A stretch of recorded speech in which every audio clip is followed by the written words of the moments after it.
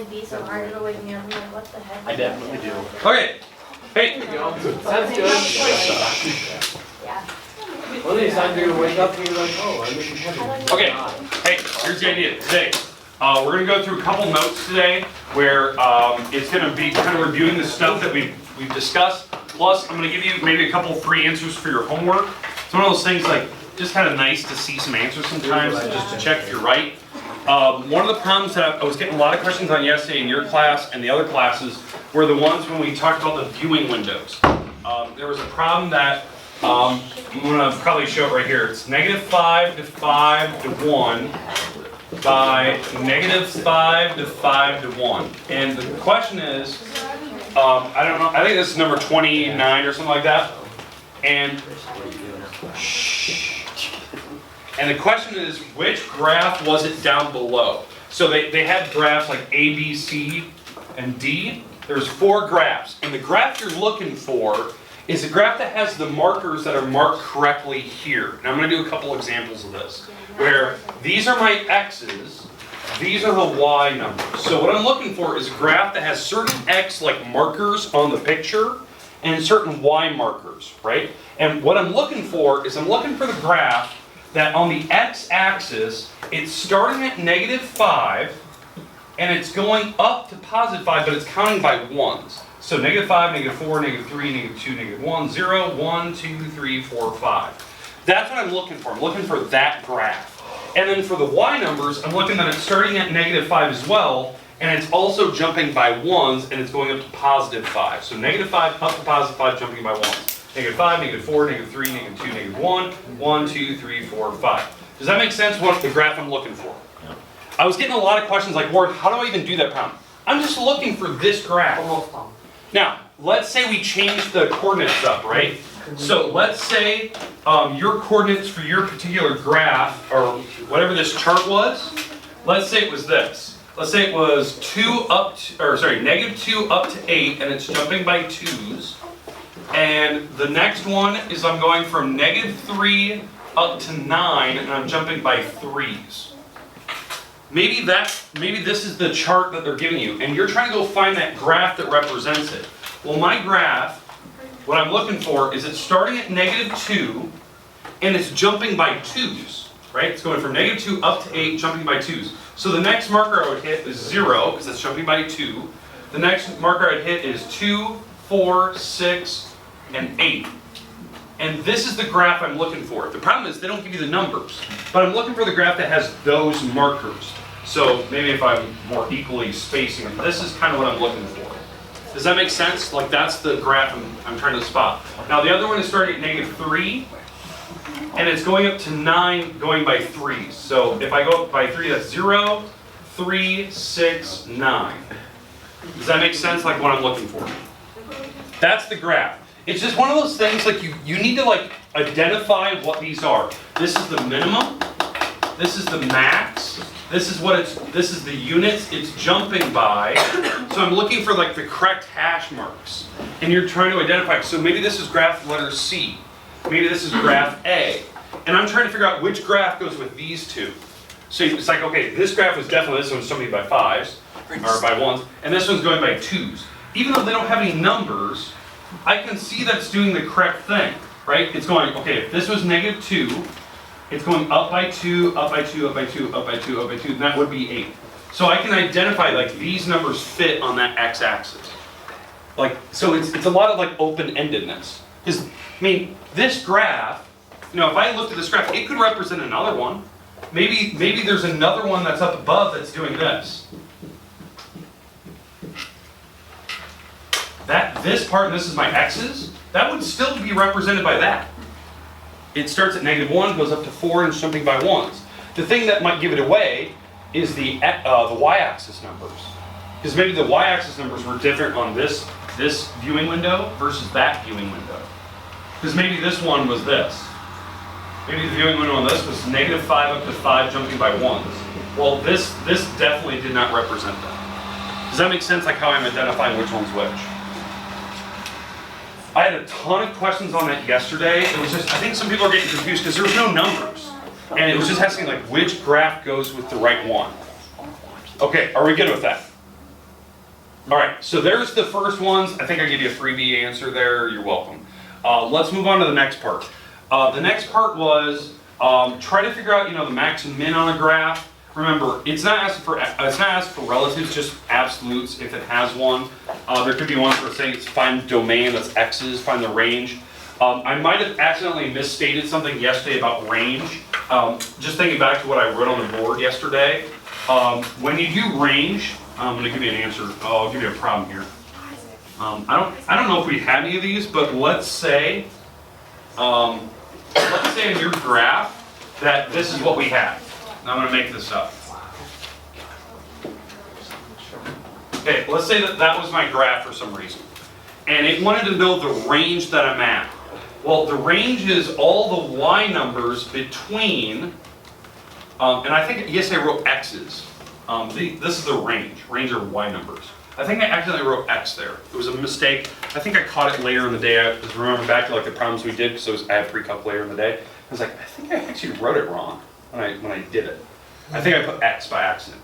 Range of y numbers. So my bottom y number, I was at what, -2. That's my lowest y number that I'm hitting. And I can include it. It's a solid dot, so I'll put a little bar there. I can be greater than or equal to -2. And then I'm going up to 1, 2, 3, 4, 5. I'm hitting a peak of 5. And I can include it because it was a filled in circle. Does that make sense, how you can write it? I know some people say all the numbers from -2 up to 5, I understand that. I just think this is the easiest way to write it. It was just, I think I wrote it down wrong yesterday. I didn't want to leave you with the wrong answer. Questions with range or domain? Do you guys want me to do domain on that one, or are you guys good? So if that was an arrow going up, then it's stopping. So if there was an arrow here, so then I would have went from -2 up. You could have just wrote it like this, Oh, okay. right? Any numbers greater than -2. You could write, -2 but less than infinity, that type of thing. Yeah, because It's the same thing. The back of the book does this new thing that we're going to look at today, which I would expect most people to do that because that's what you do in Algebra 2 a lot. But we have a new topic we're going to talk about today. So, all right, questions with any of the stuff we had from yesterday? I thought the problems were somewhat simple. Now, one of the rules I forgot to explain to you yesterday. Can I borrow your homework here? Yeah. Okay, so Ethan's got it drawn correctly. Number 2 through 12 in the homework, it's just a scatter of dots. Right? Because you're just putting dots from number 2 on there, problem number 4, number 8. It's just in one graph. Don't connect them with lines.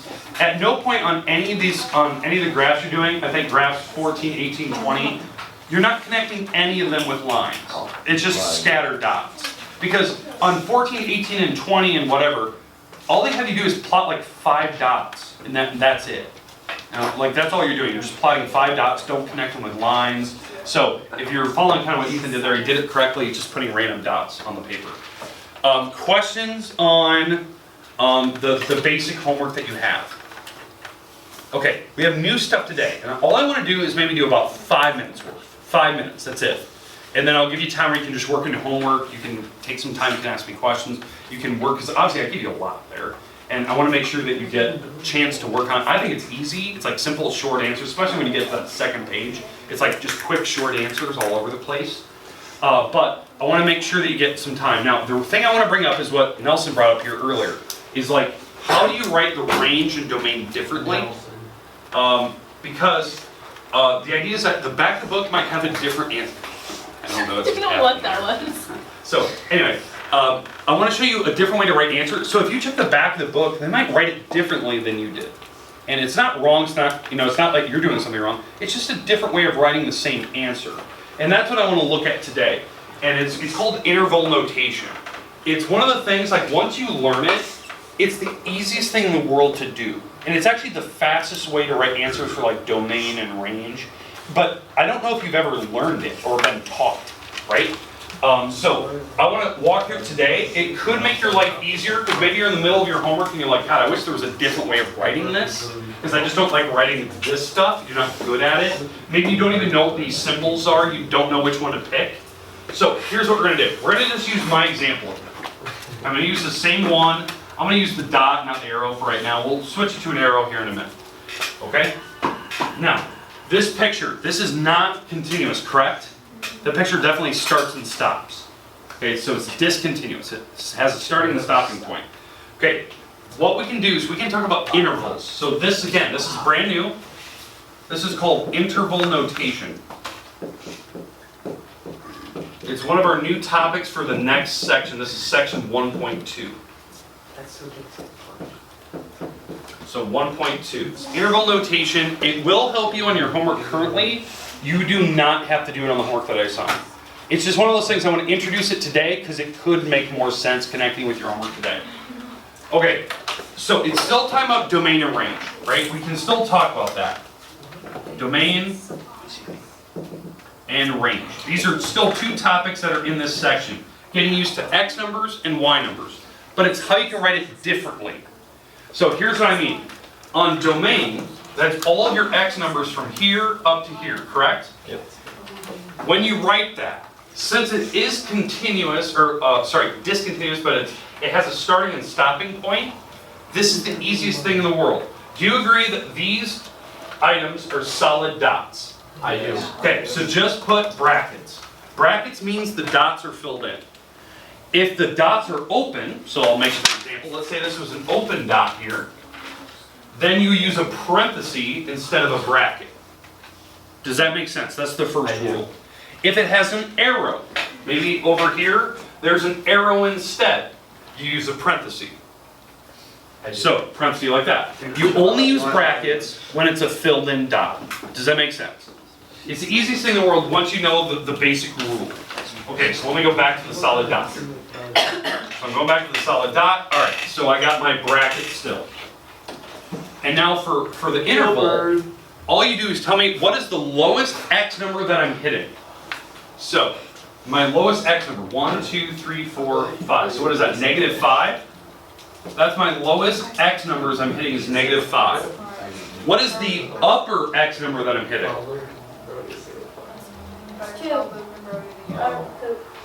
3. That's your answer. I'm going the interval from -5 up to +3 and all the numbers in between. That's what that interval means. It's not a coordinate. It looks like a coordinate, right? But I'm using brackets. This is an interval. It means all the numbers from -5 up to 3, including -5 and 3, because I use the brackets. Okay, does that make sense? Okay, let's go to the next one. All right, next one here. Let's do the range now. Now, I'm going to use for the solid dots here in a second, and then we'll switch this up and we'll go to open circles and we'll do other things. Okay, so what is my lowest Y number that I'm hitting? -2, okay. Now, it is a solid dot, so I'm going to use a bracket. What is my upper Y number that I'm hitting? I think 5. I think I'm hitting 5. And it is a solid dot, so I'm going to use a bracket. Going from -2 up to 5, including both numbers and all the numbers in between. Does that make sense for intervals? It's the easiest thing in the world. I'm betting that the back of the textbook, when you did your problems 143, 159, if it asked for domains or ranges, or like what are the the intervals that it's doing, I'm betting on it probably wrote its answer like that in the back. It probably didn't do the thing where it was like all x's greater than -2. Like it didn't write it that way, or it didn't write all real numbers. It would probably write it using brackets or parentheses like this. It might look like a coordinate. That's what I'm betting on it's doing, because this by far is the easiest way to write. It's super quick once you know the rules. Okay, does that make sense? Now let's switch up the problem a little bit. Let's go with an open circle. And let's go with an open circle right here. And let's put an arrow on this side. So now we're going to get used to like seeing parentheses now. Same exact numbers. Okay, so let's do the same numbers. Now we're doing the interval for this new graph. Okay, what is my lowest X number that I can possibly hit? Well, do you agree it's going down to -5 here, but it's not including it, right? It's an open circle at -5 for the X's. So you're going to use a parenthesis and put -5 there. That means you're going almost to -5, but not exactly at -5. You're going right up next to it. That's what the little parenthesis means. Now, on the Y numbers, X's still, what's my largest X that I can choose? Well, this is an arrow, right? It keeps going, so this would kind of keep going this way, right? I'm exaggerating. it would like keep floating this way. So what's the greatest x number that I'll actually hit?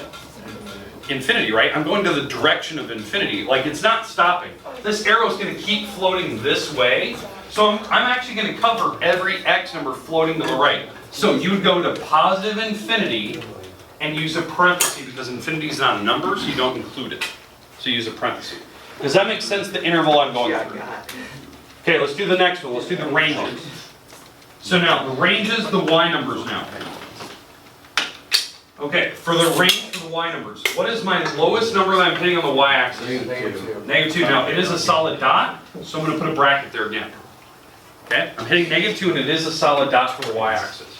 Now, I'm going up, and it looks like it doesn't stop. It's going to keep going because it has an arrow as well, and the arrow just keeps going up. So I'm going to go towards positive infinity, and I'm going to use a parenthesis because it's not a number, it's a direction, so I don't include it. There you go. There's your intervals. I'm going from -5, not including, up towards positive infinity. And then for the range, I'm going from -2, and I'm including -2, up to positive infinity, and it's not stopping. The hardest thing is knowing, like, is it stopping or not? Well, if it's floating with arrows, it's not stopping anymore. Okay, do we understand the two concepts? I have one last problem, then we're done for the day. One last one. Okay, does anyone still need this example on the board? I know some people like to write them down. Okay, this is my last one, absolute last one. Okay, same thing, domain or range, but now let's do it where we have breaks in the graph.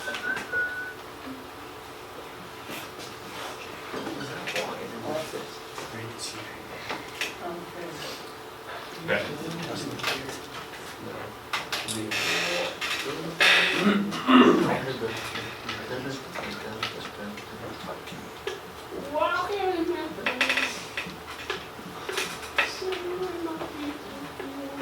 Okay, this will hopefully help you out a little bit. Okay, let's do the domain first. All right, domain first. Okay, what is my smallest x number that I'm possibly hitting? 1, 7. -7.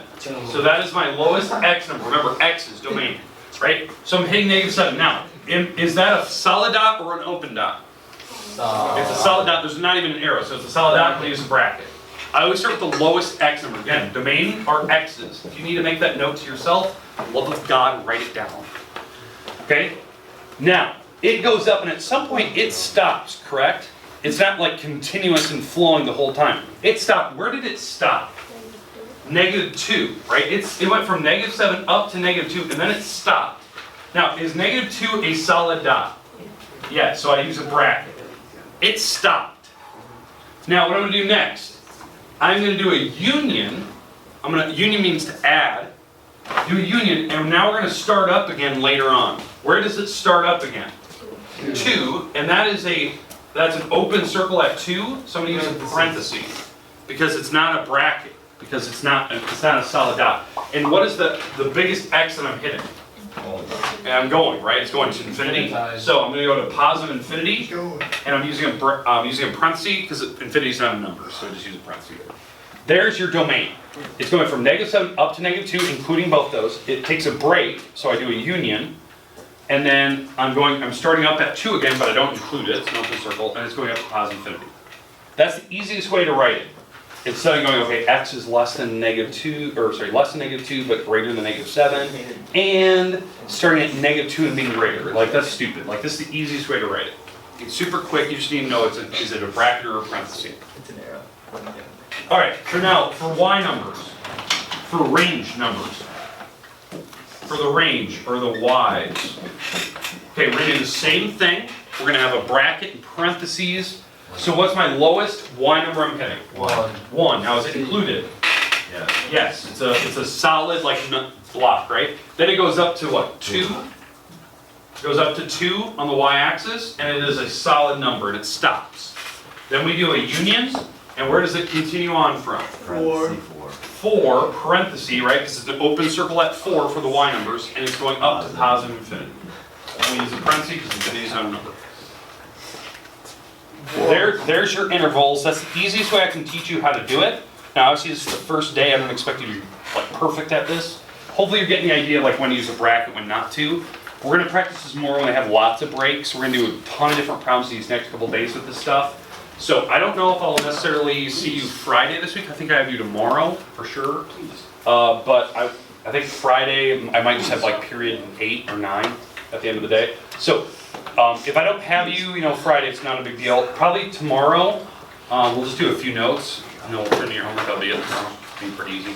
So you have the rest of the day, about 10 minutes or so. You can just work on your homework. Homework's due tomorrow. Keep that in mind. It's due tomorrow. 1:43, 1:59. Let's get it done. If some of you did not weigh in for tug of war, do it after school today. I need it after school so I can get those teams put together. Hey, Ward, why can't football players do Ward? Because it's always got to be a non-fall athlete, so we get total participation. We want kids that don't get to participate.